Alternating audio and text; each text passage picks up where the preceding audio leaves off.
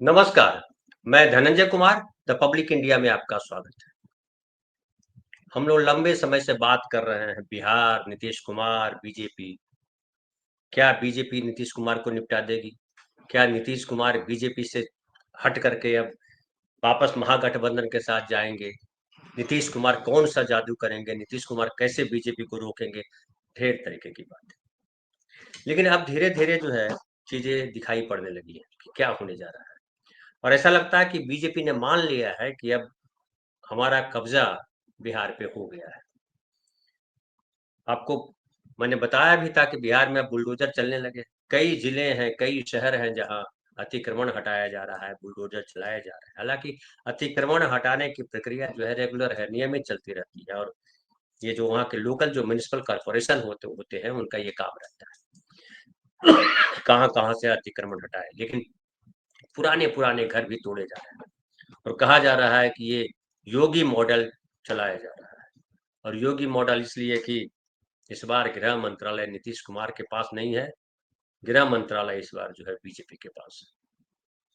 और बीजेपी के जो इस समय बिहार के सबसे बड़े नेता हैं, सम्राट चौधरी, उनके पास गृह मंत्रालय है।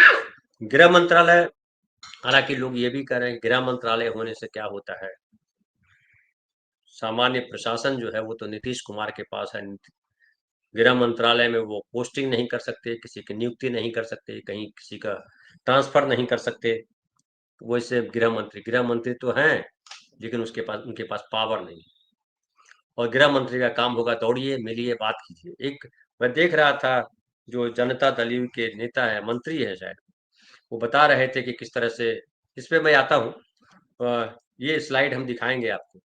उसमें जो है वो बता रहे थे कि गृह विभाग उनके पास है, और वो इसलिए किया गया है कि नीतीश कुमार जो है अब उस तरह से दौरा नहीं कर सकते, उस तरह से घूम नहीं कर सकते। सम्राट यंग हैं, तो वो पुलिस महकमे को जो है अपनी आंखों से देख करके अपने निर्णय के आधार पर जो है वो चीजें कर सकते हैं। इसलिए उनको गृह मंत्रालय सौंपा गया है। चलिए, लेकिन ये भी खबर आई कि नीतीश कुमार जो है जब से चीफ मिनिस्टर बने हैं, वो जो बिहार में जो अलग अलग जगहों पे इंडस्ट्री है या इंडस्ट्रियल स्टेट है, हाजीपुर है या और कई दूसरे शहरों में, वहाँ वो घूम रहे हैं।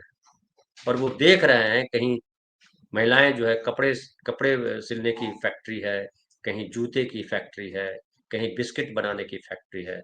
उन तमाम जगहों पे नीतीश कुमार घूम रहे हैं। और कहा जा रहा है कि नीतीश कुमार जो है ये घूम रहे हैं, वो इसलिए घूम रहे हैं कि ताकि बिहार में इंडस्ट्री को और कैसे बेहतर बनाया जाए, क्या क्या लगाया जाए, कैसे काम कर रहा है, इस पर नीतीश कुमार अपनी निगरानी कर सके। तो देखिए, एक तरफ वो कह रहे हैं कि वो नीतीश कुमार घूम नहीं सकते, इसलिए गृह मंत्रालय दे दिया है ताकि पुलिस डिपार्टमेंट को चुस्त दुरुस्त बना सके, सम्राट चौधरी यंग होने के नाते। दूसरी तरफ नीतीश कुमार इंडस्ट्री देख रहे हैं, कहाँ कहाँ क्या काम हो रहा है वो देख रहे हैं। वो बैठे नहीं है, मुख्यमंत्री बनने के बाद वो लगातार दौड़ रहे हैं, और सबसे ज्यादा वही दौड़ रहा है। बाकी मंत्रियों की कई खबरें उस तरह से नहीं आ रही है कि वो मंत्री उधर गए। मुख्यमंत्री बाकी मंत्रियों की खबरें आई कि उन्होंने जो है ज्वाइन किया, दफ्तर गए, दफ्तर जाकर के कार्यभार संभाला, वगैरह वगैरह। लेकिन नीतीश कुमार जो है वो निकल पड़े हैं इंडस्ट्री देखने के लिए, कहाँ कहाँ क्या संभावनाएं हैं। मैं गया हुआ था, मैंने बताया भी था शायद आपको कि एक नेता के पास जो नीतीश कुमार के सलाहकार माने जाते हैं, उनके पास मैं गया हुआ था। वहां लोग बता रहे थे कि इस बार जो योजना है, योजना और विकास, वो कैसे उस पर सबसे ज्यादा ध्यान दिया जाएगा, क्योंकि इंफ्रास्ट्रक्चर जो है, जो बेसिक जरूरतें होती है किसी भी इंडस्ट्री के लिए, स्टेट के लिए, वो बिहार में खड़ी हो गई है। और अब इंडस्ट्री नीतीश कुमार का मुख्य ध्येय है कि कैसे रोजगार यहाँ विकसित किए जाएं, और कैसे 1 करोड़ लोगों को नौकरी और रोजगार देना है। कई वैकेंसी भी निकली है, एक वैकेंसी मैं देख रहा था जिसमें 14,000 लोगों की बहाली होनी है, वो वैकेंसी भी निकली हुई है। तो नीतीश कुमार युद्ध स्तर पर काम करने में जुटे हुए हैं।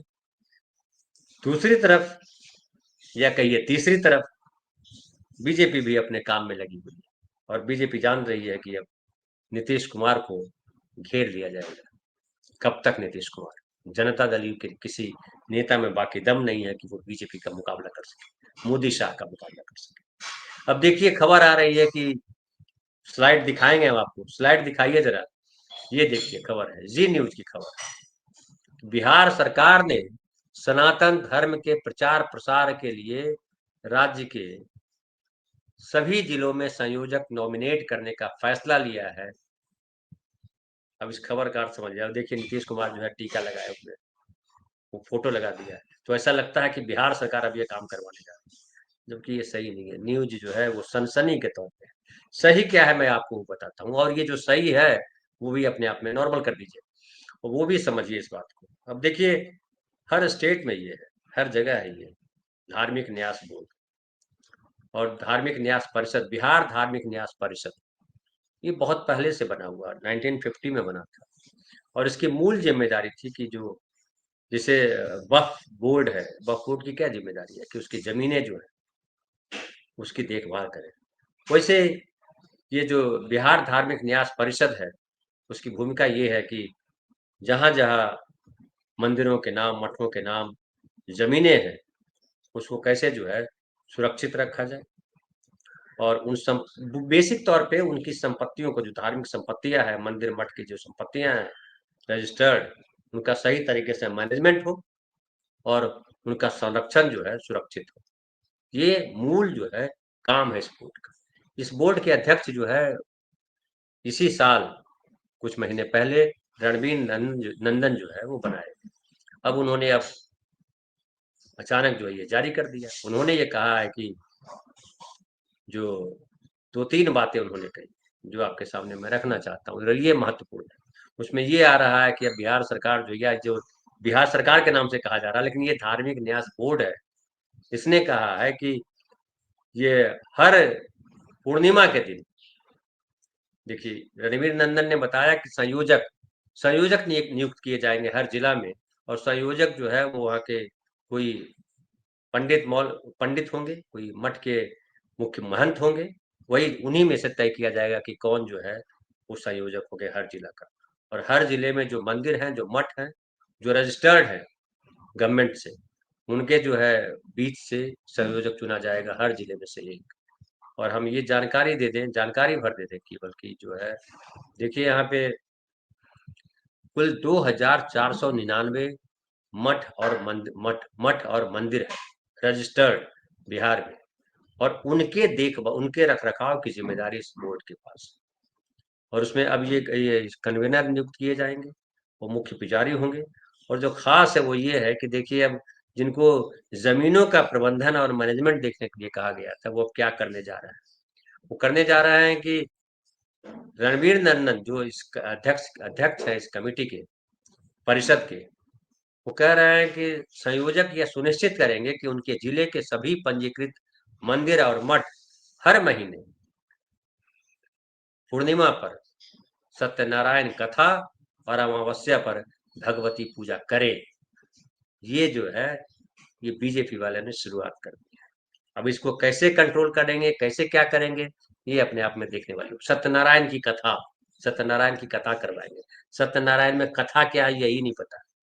सप्तम अध्याय समाप्त, छठे अध्याय समाप्त, पंडित जी शंख बजा देते हैं।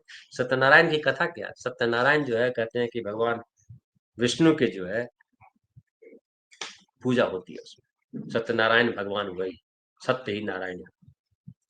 और उसमें पंडित जी बताते हैं कि कोई मुहूर्त नहीं देखा जाता है, कभी भी सत्यनारायण की पूजा कराई जा सकती है। लोग घर में कराते रहता है सत्यनारायण की पूजा। हम लोग के घर में भी सत्यनारायण की पूजा होती रहती थी। अभी घर में कोई है नहीं, मैं कराता नहीं हूँ, भाई वगैरह कराते रहते हैं। सब जगह सत्यनारायण की कथा चलती है। हमने हालांकि पंडित जी से पूछा कि पंडित जी सत्यनारायण की कथा क्या है, आप कथा का सुनाते रहते हैं।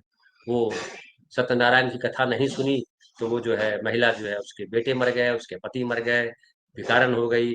फिर जो है एक जगह से किसी ने प्रसाद दिया और सत्यनारायण की कथा सुनी, और फिर उसके पुराने दिन लौट आए। ऐसी ही कहानी, एक राजा था, एक फलाना था, सत्यनारायण को नहीं माना तो ये हो गया, उसके बाद उसके दिन खराब हो गए, फिर दिन अच्छे। तो ये सत्यनारायण की कथा। तो सत्यनारायण की कथा क्या है, ये रिसर्च का सब्जेक्ट है। सत्यनारायण भगवान कब आए, कब, ये भी रिसर्च का सब्जेक्ट है। लेकिन हमारे धर्म में जो न आए वो कब है, जो आ गए वो उनको आना ही था।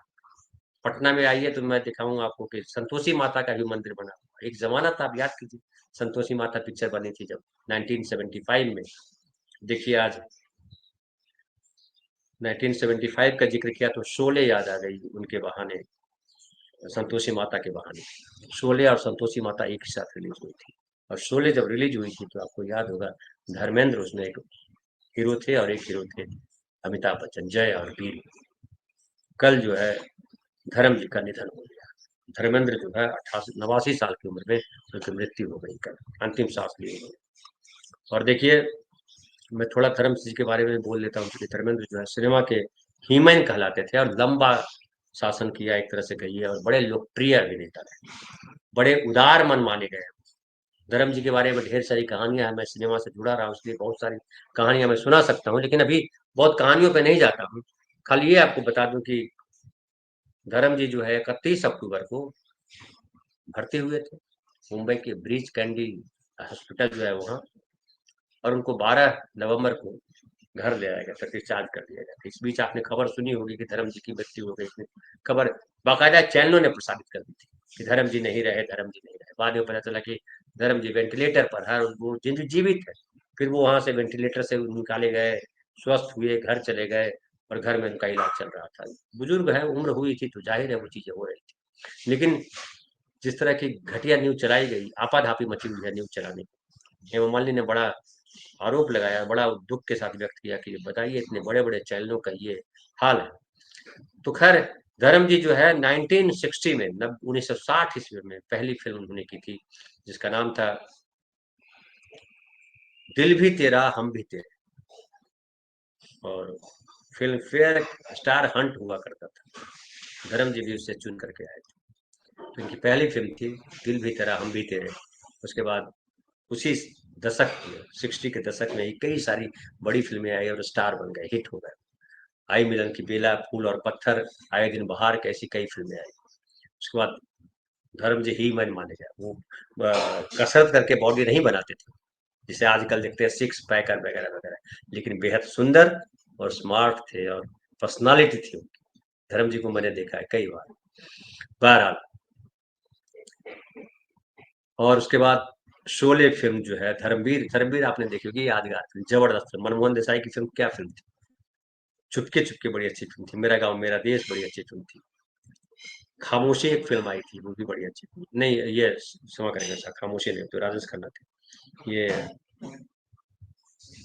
ऋषिकेश मुखर्जी की फिल्म देखी मैं अभी, सत्यकाम। ओ, अद्भुत फिल्म थी सत्यकाम, देखिए सत्यकाम।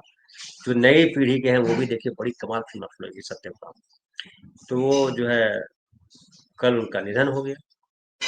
और मुंबई में जो है विले पार्ले स्टेशन के सामने आएंगे एसपी रोड पर, तो वहाँ पे पवन हंस के बगल में श्मशान घाट है। ज्यादातर जुहू उस इलाके के लोग जो है वहीं पे उनको जलाया जाता है, उनका संस्कार होता है, दाह संस्कार होता है। और स्टार चूंकि जुहू इलाके में रहते हैं, धर्म जी का बंगला भी जुहू में था, तो वहीं उनका संस्कार किया गया। और वहाँ जो है भारी भीड़ लगी, सारे स्टार आए, इंडस्ट्री के बड़े बड़े स्टार, सारे स्टार लगभग वहाँ पहुंच गए। और ढेर सारे उनके जो प्रशंसक थे, जो उनके, वो आए। औरतें रो रही हैं, लोग रो रहे हैं, बुजुर्ग महिलाएं रो रही हैं।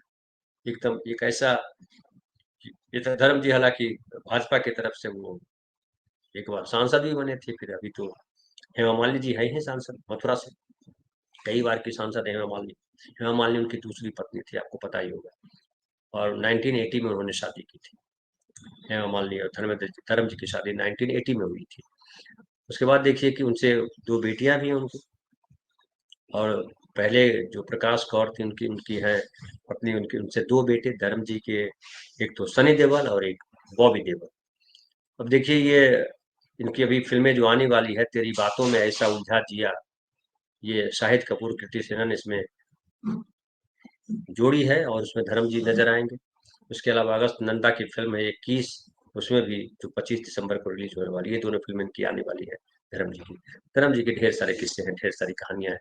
और ये भी मैं एक लाइन में और बता दूं कि धर्म जी सेट पे जब होते थे और जब कोई उनको उदास दिख जाता था, कोई जो काम करने वाला, फिल्म में काम करने वाला स्टार, चाहे स्पॉट बॉय हो, चाहे लाइट मैन हो, चाहे आर्ट डायरेक्टर के साथ काम करते हैं जो लोग, वो लोग होते थे, अगर कोई दुखी दिख जाता था तो उसको क्या प्रॉब्लम है पूछते थे, और उनके पास जो पैसा होता था उसको दे देते थे। नहीं होता था तो भुला करके देते थे, लेकिन पैसे दे देते थे। इतना इनके बारे में बड़ी चर्चित है धर्म जी के बारे में। और खास करके जो चूंकि पंजाब के रहने वाले थे, तो पंजाब से जो भी एक्टर आते थे वो धर्म जी के पास आते थे। जिससे बिहार से जो एक्टर आते थे शुरुआत में, तो शत्रुघ्न सिन्हा के पास पहुंच जाते थे। तो धर्म जी के पास पहुंच जाते थे, और धर्म जी सबकी किसी न किसी तरह से मदद करते थे। खाने पीने का तो कोई टेंशन नहीं होता था, काम भी दिलवा देते थे, जिस सेट पे थे बुला लेते थे, आ जाओ अरे इसको भी कुछ काम दे दो, और काम दिला देते थे, ये धर्म जी थे। बहरहाल, तो अब जो है बिहार में सत्यनारायण कथा हर पूर्णिमा के दिन होगी, और हर अमावस्या के दिन भगवती पूजा होगी। ये काम परिषद का नहीं है, लेकिन बीजेपी है, कुछ भी कराएगी। अब कराना था तो वेद का पाठ कराते यार, उपनिषद की कहानियां पढ़वाते। ये सत्यनारायण स्वामी की कथा करने जा रहे हैं, ये पोंगा पंथ बढ़ाने के लिए ही इनका धंधा है। लाउड स्पीकर बजाएंगे, जीना हराम कर देंगे, लाउड स्पीकर बजा बजा कोई बोल नहीं सकता है। अब इस पर नीतीश कुमार क्या कहते हैं वो आने वाला वक्त बताएगा। लेकिन ये जो लोग हैं, बेसिकली हिंदू धर्म को बढ़ाने वाले लोग नहीं। हिंदू धर्म के बढ़ाने वाले लोग सत्यनारायण कथा को नहीं बढ़ाते। हिंदू धर्म सत्यनारायण कथा से नहीं उठेगा। सत्यनारायण कथा में कथा क्या है यही नहीं पता है, सत्यनारायण की क्या कथा है? कोई फिल्म की या कोई उपन्यास की या किसी राम की कथा, राम जी की कथा है। ऐसा थोड़े है कि राम जी की पूजा नहीं की तो वो निकल गए, राम जी की पूजा की तो वो अमीर बन गए। ऐसी कथा तो राम कथा है नहीं, कृष्ण कथा ऐसी कथा तो नहीं है। सत्यनारायण की कथा यही कथा। ये पंडित, ये जो ब्राह्मणवाद है ना, उससे उपजा हुआ कचरा है। क्षमा करेंगे, कचरा मैंने बोल दिया, कोई लोगों को दुख लगेगा, लेकिन ये हिंदू धर्म को प्रदूषित करने वाली ये सब कथाएं हैं। हिंदू धर्म का अगर प्रचार प्रसार करना था तो आप वेद का पाठ करते। वेद लोग जानते नहीं है, वेदों के बारे में, वेद का पाठ पढ़ाते। ऋचाएं कहते कि हर दिन जब पूर्णिमा का दिन होगा 10 ऋचाएं हम पढ़ेंगे और बताएंगे कि वेद में क्या लिखा हुआ है, यजुर्वेद में क्या है, सामवेद में क्या है, अथर्ववेद में क्या है, ये ऋग्वेद में क्या है, ये बताएंगे, उसकी चर्चा करेंगे। उपनिषद की कहानियां बहुत प्रेरक कहानियां। कहानियां क्या है, हमने एक दिन चर्चा भी की थी कि बेसिकली जो हमारा संसार है कहानियों का जखीरा है। हम आते हैं चले जाते हैं, दुनिया किसी की नहीं, ना मेरी है ना आपकी है, दुनिया कहानियों की। और इसीलिए हमारे देश में सबसे ज्यादा आख्यान है, सबसे ज्यादा कहानियां हैं। हिंदू धर्म की सबसे बड़ी खूबसूरती है कि इसमें कहानियां ढेर सारी, और उपनिषद वो कहानियां कुछ मैसेज देती हैं, कहानियां हवा में नहीं होती। सत्यनारायण की कथा सुन करके क्या उपदेश मिलता है, क्या नैतिकता है, ये मुझे नहीं पता। आपको पता हो तो बताइएगा, लिखिएगा।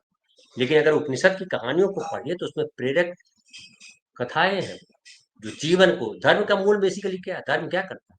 धर्म हमको हमको मनुष्य होने का पाठ पढ़ाता है, धर्म हमको नैतिक बनाता है। जब हमारे सामने कोई दिशा नहीं है, कोई दृष्टि नहीं है, तो धर्म हमको दिशा और दृष्टि देने का काम करता है, हमें इंसान बनाता है। धर्म धर्म की भूमिका ये है। लेकिन सरकार की भूमिका है प्रोग्रेस, तरक्की, विज्ञान के साथ आगे बढ़ना। सरकार का काम धर्म के साथ आगे बढ़ना नहीं, विज्ञान के साथ आगे बढ़ना है। लेकिन धर्म से जो लेना चाहिए नैतिकता, जो धर्म से लेना चाहिए दया, करुणा, संवेदना, तो इन नेताओं के पास नहीं।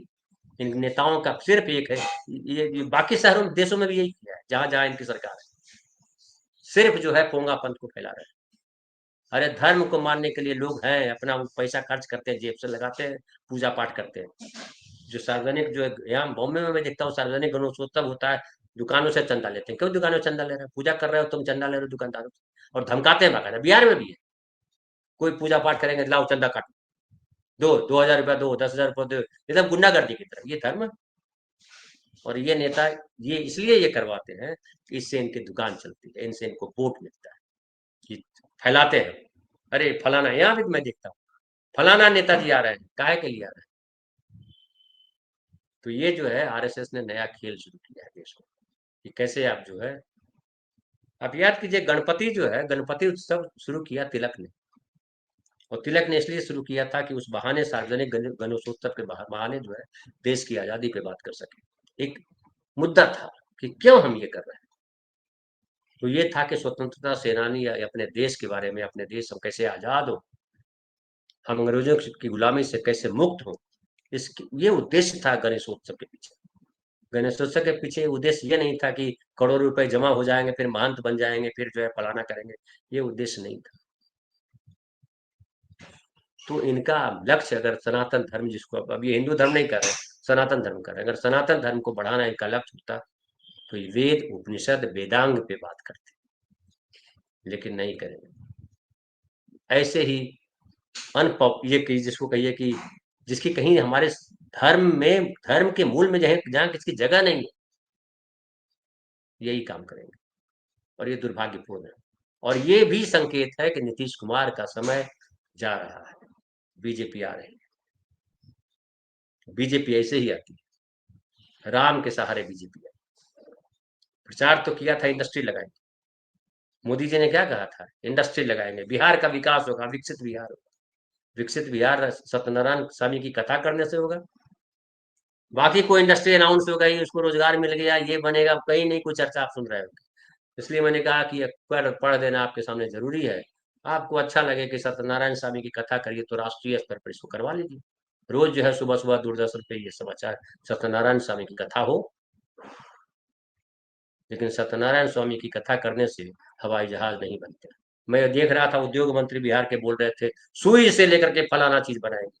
अरे क्या क्या बन रही है वहां, सुई भी, वहां जो बिस्किट बना रहा है, जहाँ जूता बन रहा है, वहां कुछ नहीं, सुई नहीं बन रही। तो ये गप्पियों की भीड़ जो है, खुद जानकारी नहीं क्या क्या है क्या क्या नहीं है प्रदेश में, चूंकि उस पर कभी समय नहीं दिया, प्रदेश को जाना नहीं।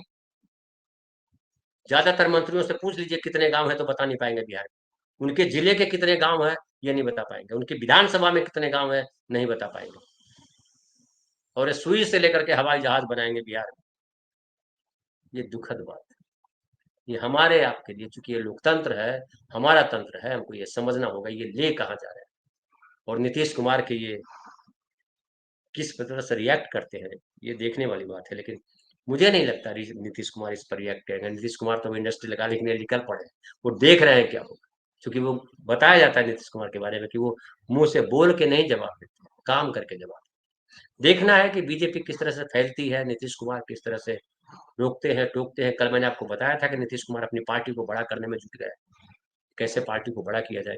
आज जो मैं आपको बता रहा हूँ कि वो कहाँ बिस्किट बिस्किट बिस्किट फैक्ट्री में कैसे बिस्किट बन रहा है, क्या क्या और जरूरत है, कपड़ा जहाँ बन रहा है, सिलाई हो रही है, वहाँ महिलाओं को क्या क्या दिक्कत है, जूता फैक्ट्री में क्या क्या है, वो देखने गए, देख रहे हैं, समझ रहे हैं, सुन रहे हैं।